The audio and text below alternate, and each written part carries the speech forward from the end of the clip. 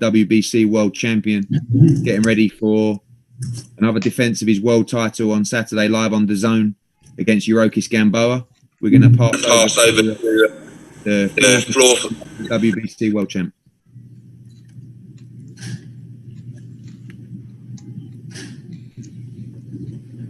Do you want to just say a few words? Devin, do you want to just say a few words? Ready there in Miami? A couple of days to go. Hey, say it one more time. A few words from you before we go to questions from everybody on this Zoom. Ready to go there in Miami? You look great. It's been a long time coming. Yeah. I said before you're online, I know that the victory is important, but you're ready to make a real statement on Saturday. Yeah, that's the key to this fight. I want to go in there and I want to make a statement. I want to beat Gamboa worse than he's ever been beat before. You know, he's been in there with a lot of top guys, and he's given them the fight of their lives. So, the hardest fight, their hardest test. But to me, I want to go in there and, pitch a shutout. I want the world to know that I'm on a total different level, and I can't wait to do that on November 7th.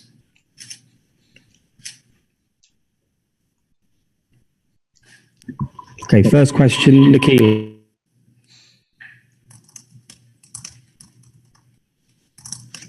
Hello. Hi. Hi. My question is, after watching some of the previews and some of the coverage on Gamboa, do you feel like you're tripped out any challenges you're facing for Saturday night? Yeah, he's fast, he's strong. He's explosive. He comes to fight every single time. He doesn't lay down. He doesn't go out easy. No one has just got him out of there easy without him, fighting back or, trying to hurt you back. So he's a very dangerous opponent. So I have to be, mindful of that. Okay. And I have another question. Especially when he's hurt. I have another question. So we've seen like Floyd Jr., we've seen Teofimo Lopez struggle with the relationships with their father as their trainer. Has there been any type of struggles or any type of difficulties training with your father? No. The only problem that we had was this morning when he woke me up to work out. That's the only thing we don't have any problems. Good luck Saturday night. Thank you. Bye-bye.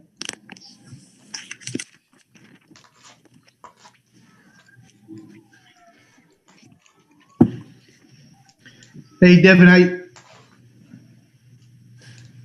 Rich. Is it for me? Rick was good. Hey, what's happening, brother? How you doing? Brawler Sports Media. I understand what you're saying is you want to be explosive more so this fight than any of your previous fights. Is it fair to say Eddie said he would like for you to wow all of the boxing media come Saturday night? Would it be fair to say a stoppage would definitely do that and make people say, wow? I mean, of course, a stoppage or knockout is the best way to win in boxing. That would be amazing if I would go in there and I knock Gamboa out, especially, if it happens early. But I know that Gamboa is a crafty opponent and he's not going to go out easy. He's going to fight to the finish. So I have to be mindful of that, like I said. But of course, I want to go in there and I want to make a statement. And whether it's a early stoppage, a late stoppage, or just a 12-round beatdown, I want to make a statement. Devin, you saw. I hear you. He went mute. Okay, Jim, let's go. Yeah. Devin, you saw how resilient Gamboa was against Tank Davis, even with the injury. Are you trying to make a statement that this is a fit Gamboa, that you're going to put him to the sword early and really go for the kill? Yeah, that's definitely something I want to do. I want to, like I said, I want to show that, Gamboa won't have any success with me. He won't, he went in there, he landed big shots with Crawford, he landed big shots with Tank, but with Devin Haney, I don't want him to be able to have any type of success. Thanks, Devin. Say one more time. Thank you. Oh, thank you. Hi, Devin. Someone pass me that water over there. Hi, Devin. Yeah. Hey, Cynthia, how you doing? Good. So I know that you watched the Teofimo fight. I know that you also had a FaceTime with him. Talk about what you saw in that fight. Do you find him dangerous? Because I know eventually you're going to want to fight for this whole WBC discrepancy. And what did you guys talk about on this this Zoom or the FaceTime call? You guys touched it? I didn't really get to see it. You were going in and out, but you said, what did we talk about on FaceTime, me and Teofimo? Yeah, you and Teofimo, and what did you think of this fight? Performance. It was just a brief conversation. It wasn't nothing too much, but I'm not going to say what exactly was said because we spoke like men, and it was after his fight, so I give him that type of that respect. What I can say is that we talked about is a fight happening. He said go in there and look good against Gamboa, and I told him congrats. So that's what I can. Now, if you defend your WBC belt, I know that there's the Garcia and Campbell fight. The man that you should be fighting the mandatory on that, but Teofimo is a franchise. If you were able to choose, I know it's for the WBC supremacy, would you just be able to take that Teofimo fight if possible? Well, I'm not interested in winning a franchise title. That's not something that I really want to do. But I am willing to fight for the undisputed for all the belts against Teofimo. But for the franchise is not really something that I'm looking forward to or anything like that. All right, best of luck to you, Devin. Thank you, Cynthia.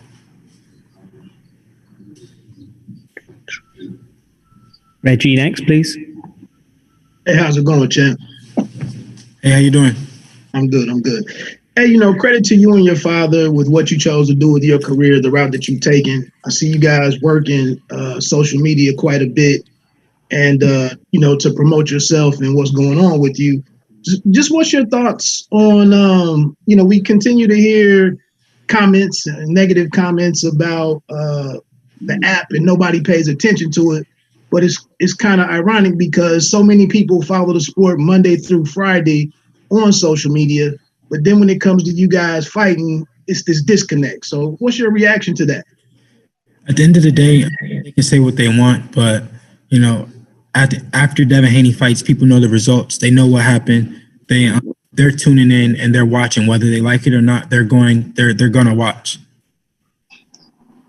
Love to you Saturday, champ. Thank you so much. Hi, Devin. Thank you for speaking to us today. How are you? Sorry, just one thing from me on that. There'll be a lot more people watching Devin Haney fight live this Saturday than there was watching Leo Santa Cruz against Tank Davis fight live last week. The question was actually in part to you, Eddie, so thanks. Hi, Devin. Thank you for your time today. Just one question from me. You've spoken before about, this eventual move up to 140 pounds. I was just wondering how you're feeling at 135 at this present time and how many fights you feel you have left at 135 as well. Honestly, my weight has been great this fight.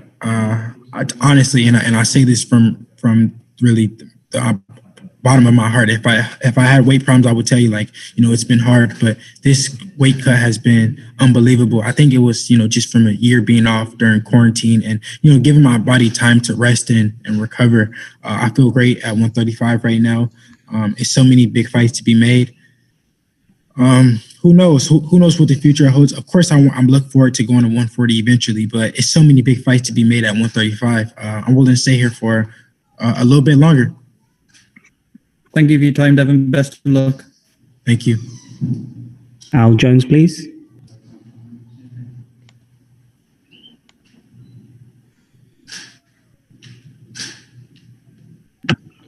Al Jones. Devin. Yes, speaking. Devin, how you doing, man? Al Jones from In the Ring. How you doing? Doing good. How you doing?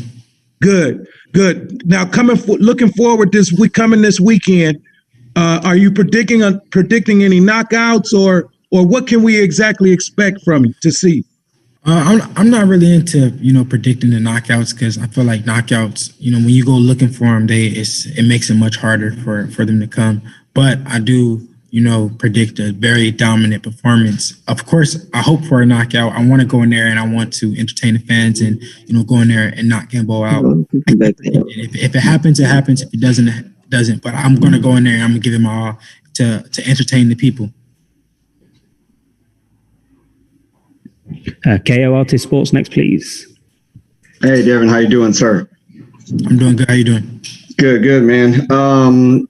Just quickly, Teofimo said, kept kind of repeating in his post-fight that he'd love to fight, the two-time email champion. He said, What'd you feel about that? And have you gotten anything from the WBC as far as, like what's going to happen with you two? Are they going to kind of make that fight happen? Or I don't know, have you heard anything regarding that situation? I mean, at the end of the day, he kept saying that he was willing to fight me because he knows that, that he gains from fighting me.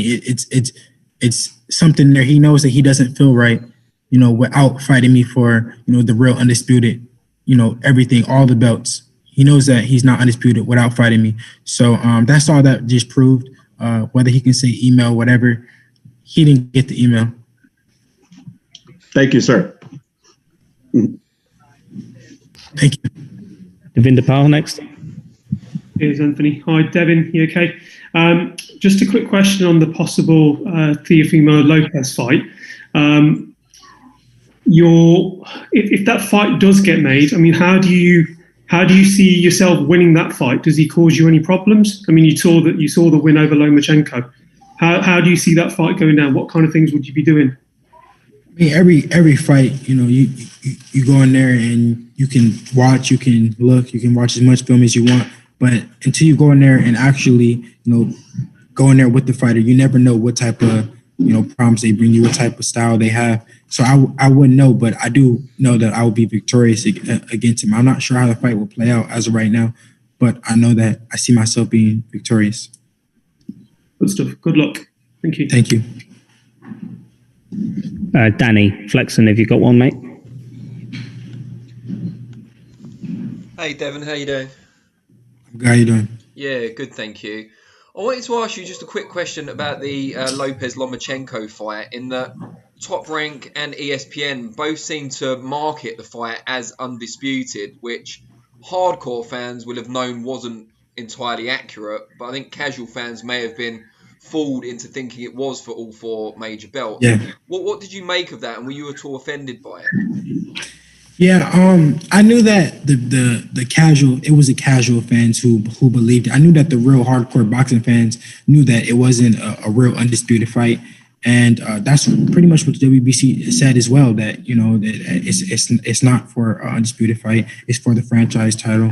And at the end of the day, that is what it is. I knew that it really wasn't for an undisputed fight. So that's why you guys didn't see me flash on the internet or go out and try to prove anything, because after the fight, who did he mention? He mentioned the real WBC champ. So that's all that matters. Thanks, Devin. Best of luck.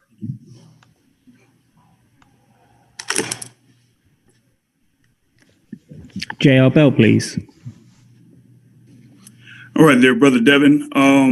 Like earlier this week, there was an interview through Ryan Garcia, and he said that he wasn't fancying a fight with you next if he defeats Luke Campbell. What are your feelings about that? And also the comments of him saying that you're part of the four horsemen of the lightweight division. No problem. That's okay. If he feels like that, then so be it. Ryan Garcia has Instagram followers. He doesn't have a belt. He doesn't. I really don't gain anything but Instagram followers fighting him. So that's fine. I'll move forward and to the champions in the weight class. I would just like to say as well that Devin is actually the only of these four horsemen that people tend to make excuses about not fighting. You listen to Ryan Garcia. No, I'm not. Why on earth? Why are you fighting Luke Campbell? Because the winner is mandatory for Devin Haney. Why on earth would you want to fight Luke Campbell to become mandatory to Devin Haney if you don't want to fight Devin Haney? Right? Bob Arum says, oh no, Haney's not in the mix. Haney's not in the mix. Bob Arum, I've never heard anyone talk so negatively about a fighter like Bob Arum talks about Devin Haney.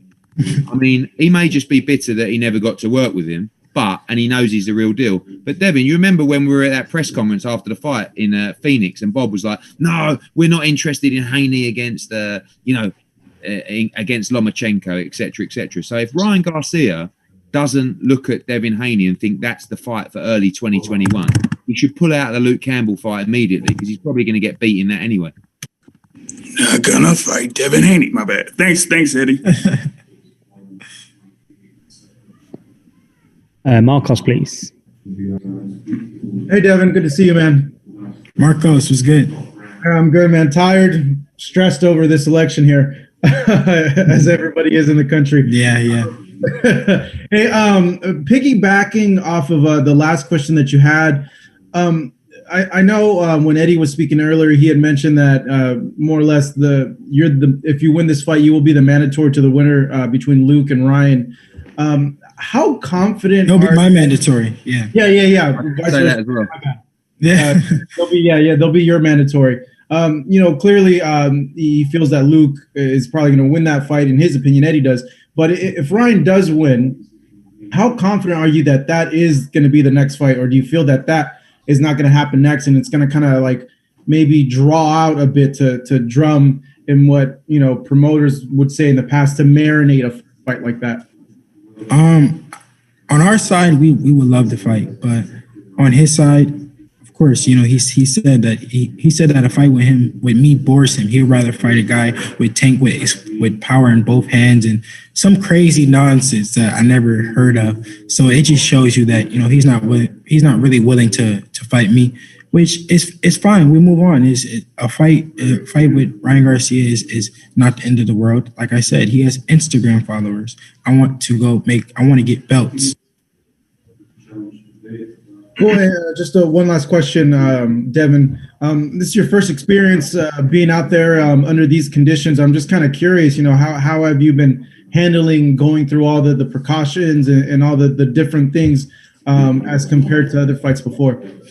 I'm making the best out of it. I'm just happy that I passed my COVID test. Like that was the whole camp. I was just thinking like, oh my God, like I hope I pass this test, because it would suck if you did a whole training camp and you did everything and then you get finally here and then you don't pass. But I'm happy that my whole team passed, we all passed, and now I'm really ready to go. Now I know that the fight is on.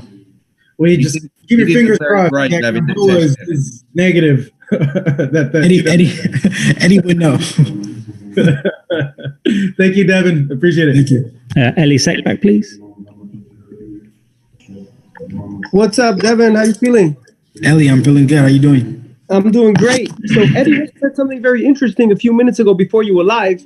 He said that you chose the WBC route because you were confident you would beat Loma and you wanted that fight.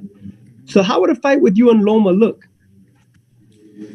I mean, I'm not sure exactly how it would look. I know I will be victorious, and I've been saying it since, for a while now. But it's like, if Loma was the one to fight me now, it would be like, dude, you for a whole year, he acted like I didn't even exist. He wouldn't even say my name. He wouldn't even say anything. He wouldn't even think about me. So now it's like, oh, you want to fight now? It would be crazy to me. Now we're moving forward to Teofimo. The fight with Teofimo makes all the sense in the world for the real undisputed. And yeah. Have you ever sparred Teofimo? Because I know you sparred Tank. Yeah, me and Teofimo sparred twice. What did you take from that experience? Well, we sparred one time at just one gym in Vegas. We sparred twice, and it was a boxing lesson. That's all I can say. At the end of the day, I went in there and boxed his socks off. Okay, thank you. Ames next, please. Hey Devin, pleasure to meet you here from Boxing News TV. Keep up the good work on Real Devin Haney TV as well. Been enjoying your content. Devin, you stand as WBC champion. We're filming right now as we speak. So. Brilliant. So. Devin, you stand as WBC champion and a proud one at that. Do you feel the WBC franchise championship and status undermines your position as WBC champion? Yeah, I do feel like the WBC. I feel like the franchise title is a belt made for ducking. That's what I honestly feel. I feel like it's a belt where you don't have any mandatories. You don't have to fight mandatory. So what's the point? What is the point of what do you get out of winning a franchise title? Thanks, Devin. No disrespect to WBC, but that's how I feel like the franchise belt is made for. The crazy thing is that Top Rank requested that Vasiliy Lomachenko be elevated to the franchise champion, so he didn't have to fight his mandatory, which was Devin Haney, and he got beat in his next fight anyway. He should have just taken care of his mandatory obligation and fought Devin Haney. You know? And then they did the same thing for Teofimo. Teofimo petitioned to get the franchise to fight Loma for the franchise title. So it's like, what's the point?